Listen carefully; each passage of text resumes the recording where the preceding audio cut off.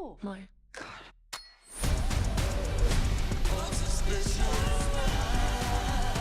Welcome to Dave's Take. Today we are talking about Argylle, the new film from the same director as Kick-Ass and The Kingsman. An author who writes espionage novels about a secret agent realizes the plot of her new book she's writing starts to mirror real-world events in real time. Yes, another espionage Matthew Vaughn film. I've loved his films in the past. I've loved Layer Cake, I love Kick-Ass, X-Men First Class, The Kingsman, so of course I was excited for Argylle. But I will say I did hold my expectations a little bit for this film because I saw it was rated PG-13. And on the poster it said, "From the twisted mind of Matthew Vaughn." He's made some crazy shit. If you're gonna market it like that, at least make the film rated R. But I digress because X-Men First Class was rated PG-13, and that's probably my second favorite X-Men film, behind Logan, of course. But I still had excitement for this film because of Matthew Vaughn, the big cast, and the premise, and I thought it would just be a fun time. And I will say, I was pretty disappointed with Argylle. My biggest problem with the film, it's just not as fun as it thinks it is. Now, I think the tone for this film is probably perfect for what they're going for. It's definitely poking fun at those espionage films and novels that have a lot of twists, cheesy dialogue, and the film really embraces that, and that's one of the better things I can say about Argylle. But there are some parts and sequences throughout the film that are pretty fun and pretty funny. My favorite sequence in the whole film had to do with colored smoke grenades, characters dancing through the smoke and just taking people out. I thought that sequence was great. It was one of the couple sequences throughout the film where it felt like Matthew Vaughn was in the zone. He was doing his normal crazy bullshit, and I thought it really worked there. But besides those couple sequences, like I said before, this film just isn't as fun as it thinks it is. And that's the biggest bummer about this film. It's kind of a drag. And I think the reason why it feels kind of boring is because of the plot, because it's so convoluted. There's so much going on to the point where you don't even know what the main objective is. And this film can't help itself with the twists and turns.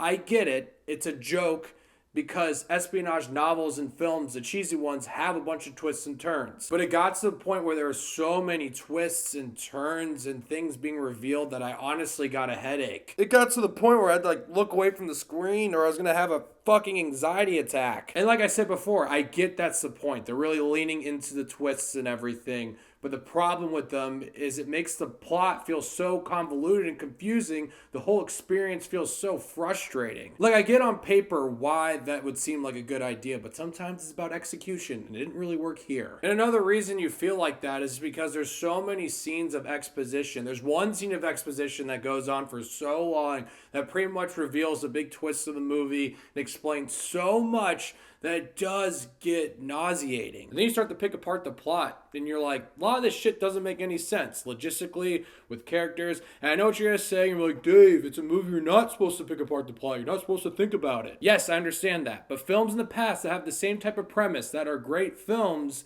have good characters, a good plot, a good story, to the point where you don't think about some of these plot holes. You don't think about the things that don't really make sense. For me, since I didn't really like the plot, the story, and some of these characters, I didn't think the film was that fun, so then you start picking apart these things. Also, there's an editing choice in this film that made me dizzy. They were switching back and forth from certain characters, and it was, like I said, it was just giving me a migraine.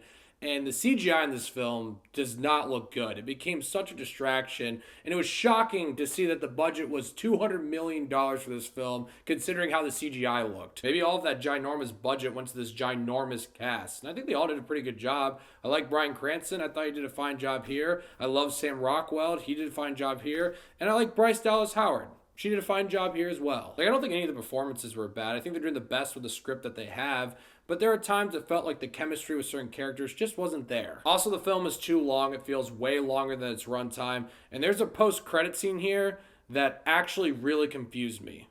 I was like, the fuck? Maybe someone can let me know what that was once you've seen the film, but in the end, I thought Argylle was pretty disappointing. I had expectations because I love Matthew Vaughn's style of directing. His movies are always crazy, violent, and weird, and it felt like this film was pretty generic when it came to some of these sequences. They felt safe and clean, except for a couple sequences, and those are sequences I feel like Matthew Vaughn was like, yeah, let me do some weird shit. I can appreciate that the film understood the tone that it needed to be, but unfortunately, even though it leans into that, the plot itself feels so convoluted with so many twists and turns that the film just doesn't feel as fun as it thinks it is. I'm going to give Argylle 4.5 Davey Daves.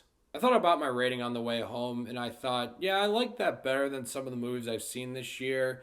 But at the same time, those movies were under 2 hours long, and this film is nearly 2.5 hours long. So pick your poison. So Argylle, let me know what you guys thought of it once you've seen it. I'm curious to hear. And thank you so much for watching. Click here to see more of Davey Dave's Takes.